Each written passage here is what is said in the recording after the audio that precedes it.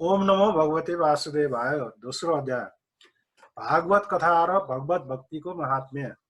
श्री व्यास भन्नुहुन्छ, शौनकादि ब्रह्मवादी ऋषिहरूको यो प्रश्न सुनेर रोमहर्षणका छोरा उग्रश्रवालाई बडो आनन्द भयो। उहाँले ऋषिहरूको यो मङ्गलमय प्रश्नलाई अभिनन्दन गरेर भन्न सुरु गर्नुभयो। श्री सुतले भन्नुभयो, श्री सुकदेवको यज्ञोपवीत संस्कार भइसकेको थिएन। लौकिक वैदिक कर्महरूको अनुष्ठानको मौका पनि आइसकेको थिएन। त्यसै बेला सन्यास लिने उद्देश्यले आफ्नो पिताको आश्रमबाट उहाँ एक्लै हिँड्नुभयो।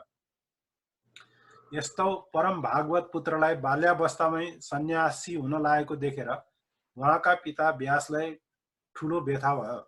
विरहले कातर हुँदै कराउन लाग्नुभयो, बाबु तिमी कहाँ जाँदैछौ? त्यसबेला श्री सुकदेवको तर्फबाट रुखहरूले जवाफ दिए, समस्त प्राणीहरूको हृदयमा आत्माको रूपमा उहाँ विराजमान हुनुहुन्छ। सबैसँग उहाँले आफूलाई एकीकरण गरिसक्नु भएको छ भन्ने कुरा यसबाट सिद्ध हुन्छ। यस्तो सर्वात्मा श्री सुकदेव मुनिलाई म नमस्कार गर्दछु। यो श्रीमद्भागवत जुन म यहाँ सुनाउँदैछु अत्यन्त गोपनीय रहस्यात्मक पुराण हो। यो भगवत स्वरूपको अनुभव गराउने र सबैको वेदको सार हो।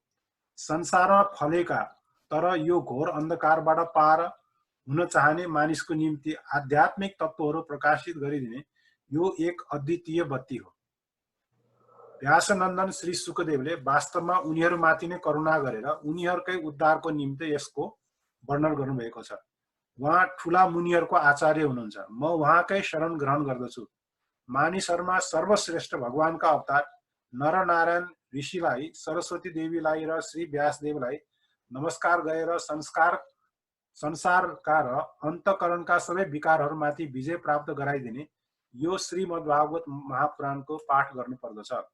हे ऋषिहरू, तपाईहरूले सम्पूर्ण विश्वको कल्याणको निमित्त यो ज्यादै राम्रो प्रश्न गर्नुभयो। कारण यो प्रश्न भगवान श्रीकृष्णको सम्बन्धमा छ र यो विषय सुनेर हृदय आनन्दले भरिपूर्ण हुन्छ। मानिसहरूको निम्ति सबभन्दा ठुलो परम धर्म त्यही हो जसबाट भगवान श्रीकृष्णमा भक्ति होस्। भक्ति पनि यस्तो होस् जसमा कुनै प्रकारको कामना नहोस् र जो नित्य निरन्तर रहिरहोस्, जसको धार कहीँ पनि नटुटोस्। यस्तो भक्तिले आनन्द स्वरूप परमात्मालाई उपलब्ध गरेर हृदय कृतकृत्य हुन जान्छ। भगवान श्रीकृष्णमा भक्ति हुनासाथ अनन्य प्रेमले उहाँमा चित्त जोड्नासाथ विशुद्ध ज्ञान र वैराग्यको अभिव्यक्ति हुन जान्छ। धर्मको ठिक अनुष्ठान गर्दा पनि मानिसको हृदयमा भगवानको लीला कथाहरूमा अनुरागको उदय भएन भने केवल फजुलको श्रम मात्र भयो भनी सम्झनुपर्छ। धर्मको फल हो सांसारिक बन्धनहरूबाट मुक्ति, भगवानको प्राप्ति। उसले केही सांसारिक सम्पत्ति कमाए पनि त्यो उसको सफलता होइन। यस प्रकार धनको फल हो एकमात्र धर्मको अनुष्ठान। त्यस्तो नगरेर उसले केही भोगका सामग्रीहरू मात्र जम्मा गर्यो भने त्यो कुनै लाभको कुरा भएन। भरपूर इन्द्रियहरू तृप्त गर्नु भोगका सामग्रीहरूको लाभ होइन। जीवन निर्वाहलाई जति चाहिन्छ त्यही नै भोग पर्याप्त छ। जीवन निर्वाहको जीवित रहनाको फल अनेक प्रकारका कर्मको परिपञ्चमा परेर यो लोकको वा परलोकको सांसारिक सुख प्राप्त गर्नु होइन। वास्तविक तत्त्वलाई, भगवत तत्त्वलाई जान्ने शुद्ध इच्छा हुनु, जीवन रहेसम्म सत्यको शोध गर्दै रहनु नै त्यसको परम लाभ हो। त्यो सत्य तत्त्व के हो त? तत्त्ववेत्ताहरू ज्ञाता र ज्ञेयको भेद रहित अखण्ड अद्वितीय सच्चिदानन्द स्वरूप ज्ञानलाई नै तत्त्व भन्दछन्। तत्त्वको दृष्टिबाट उनीहरूमा कुनै मतभेद छैन। ज्ञानीले त्यसलाई ब्रह्मा पनि भन्दछन्, योगीले परमात्मा र भक्तले भगवान। श्रद्धा साथ श्रीमद् भागवत श्रवणले ज्ञान र वैराग्यले युक्त भक्ति प्राप्त हुन्छ र यही भक्तिले महात्माहरू आफ्नो हृदयमा परम तत्त्वरूप परमात्मालाई साक्षात्कार गर्दछन्। शौनकादि ऋषि हो। यसकारण आफ्नो वर्ण र आश्रम अनुसार मानिस जुन धर्मको अनुष्ठान गर्दछ त्यसको पूर्ण सिद्धि भगवान प्रसन्न गर्नुमा छ। त्यसैले नित्य निरन्तर एकाग्र चित्तले भक्तवत्सल भगवानको श्रवण, कीर्तन, ध्यान र आराधना गर्नुपर्दछ। कर्महरूको गाँठो बडो कडा छ। विचारवान पुरुषले भगवत चिन्तनको तरवारले त्यो गाँठो काट्दछ। त्यसकारण भगवत चिन्तनलाई जगाउने लीला कथामा प्रेम नगर्ने कुनै मानिस होला र? शौनकादि ऋषिहरू मानिसहरूले श्रद्धापूर्वक पवित्र तीर्थ र आश्रमहरूको सेवन गरेर महापुरुषहरूको सेवा गरे भने त्यसबाट भगवान श्रीकृष्णको कथामा रुचि र प्रीति हुन जान्छ। भगवानको स्वरूप, गुण लीला, नाम र धामको श्रवण कीर्तन अत्यन्त पवित्र छ। जसले उहाँको कथा सुन्दछ त्यसको हृदयमा उहाँको बास हुन्छ। उहाँ सन्तहरूको नित्य सुहृद हुनुहुन्छ। हृदयमा उहाँको बास हुने बित्तिकै सारा पाप, सारा अशुभ झरेर जान्छ। श्री मद्भागवत श्रवण अथवा भगवत भक्तहरूको सेवाबाट अशुभ वासनाहरू नष्ट हुन्छन् र त्यसबेला उत्तम श्लोक भगवान श्रीकृष्णप्रति अकृत्रिम सहज प्रेम प्राप्त हुन्छ। त्यसबेला रजोगुण र तमोगुणहरूका भाव, काम र लोभ शान्त हुन्छन्।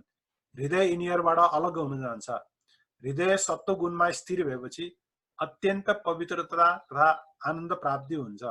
यस प्रकार भगवानको प्रेममय भक्तिले संसारका सारा आसक्तिहरू मेटिएर जान्छन्। हृदय आनन्दले भरिन्छ। भगवानको तत्त्वको अनुभव आफसे आफ हुन जान्छ। हृदयमा आत्मस्वरूप भगवानको साक्षात्कार हुने बित्तिकै हृदयको गाँठो फुक्लन्छ, सारा सन्देह मेटिन्छ र कर्मबन्धन क्षीण हुन जान्छ। यसैले बुद्धिमान व्यक्तिहरू नित्य निरन्तर बडो आनन्दपूर्वक भगवान श्रीकृष्णको प्रेम भक्ति गर्दछन्, जसबाट आत्मशुद्धि हुन जान्छ। प्रकृतिका 3 गुण छन्, सत्व, रज र तम। यिनीहरूलाई स्वीकार गरेर संसारको स्थिति, उत्पत्ति र प्रलयको निम्ति एउटै अद्वितीय परमात्माले हरि, विष्णु, बिरन्ची ब्रह्मा र हर, रुद्र यी 3 नाम ग्रहण गर्नुहुन्छ।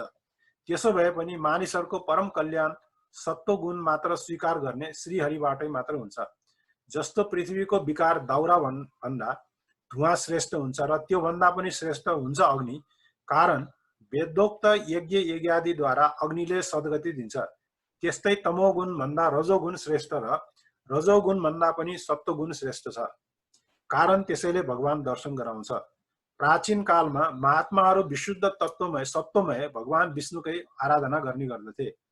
अहिले पनि जो उहाँको अनुसरण गर्दछ ऊ उनीहरू समान कल्याण भाजन हुन जान्छ। जो यो संसार सागरबाट पार जान चाहन्छ त्यसले कसैको निन्दा गर्दैन, न कसैको दोष नै देख्दछ।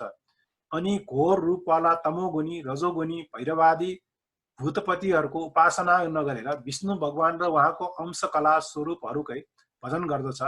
तर जसको स्वभाव रजोगुणी अथवा तमोगुणी छ त्यसले धन, ऐश्वर्य र सन्तानको कामनाले भूत, पितृ र प्रजापतिहरूको उपासना गर्दछ, कारण यसको स्वभाव उनीहरूसँग मिल्दछ। सारा वेदले भगवान श्रीकृष्णकै प्रतिपादन गर्दछन्। यज्ञ पनि भगवानकै आराधनाको निमित्त हो। योगद्वारा पनि उहाँलाई नै प्राप्त गरिन्छ। कर्मद्वारा उहाँकै सिद्धि हुन्छ। ज्ञानबाट उहाँलाई नै जानिन्छ। तपस्याहरू पनि उहाँकै प्राप्तिका कारणहरू हुन्। धर्म पनि उहाँकै निम्ति हो र सम्पूर्ण गतिहरूको लक्ष्य पनि उही भगवान श्रीकृष्ण हो। यद्यपि भगवान श्रीकृष्ण प्रकृति र त्यसका गुणहरूदेखि अतीत हुनुहुन्छ र सर्वव्यापक हुनुहुन्छ, तैपनि गुणमय मायाबाट जो प्रपञ्चको दृष्टिबाट हो, तत्त्वको दृष्टिबाट होइन। उहाँले नै स्वर्गको आदिमा संसारको रचना गर्नुभएको थियो। सत्व, रज र तम तीनै गुण उही मायाको विलास हो। यिनीहरूभित्र रहेर उहाँ यिनीहरूबाट युक्त देखिनुहुन्छ। वास्तवमा उहाँ परिपूर्ण ज्ञान हुनुहुन्छ। वास्तवमा अग्नि एउटै हो, तर जब त्यो अनेक प्रकारका दाउराबाट उत्पन्न हुन्छ त्यस बेला त्यो थरीथरीको भान पर्दछ। त्यसै विश्वात्मा भगवान एउटै हो, तर प्राणीहरूको अनेकताले गर्दा अनेक भान पर्दछ। भगवानले नै भूत, तन्मात्रा, इन्द्रिय र अन्तःकरण आदि गुणमय भावहरूद्वारा नाना प्रकारका योनिहरू निर्माण गर्नुहुन्छ र तिनीहरूमा विभिन्न जीवहरूको रूपमा प्रवेश गरेर यी ती योनिहरू अनुरूप विषयहरूको उपभोग गर्नुहुन्छ। उहाँले नै सम्पूर्ण लोकको रचना गर्नुहुन्छ र देवता, पशु, पक्षी, मनुष्य आदि योनिहरूमा लीलावतार ग्रहण गरेर सत्वगुणद्वारा जीवहरूको पालन पोषण गर्नुहुन्छ। इति। ओम नमो भगवते वासुदेवाय।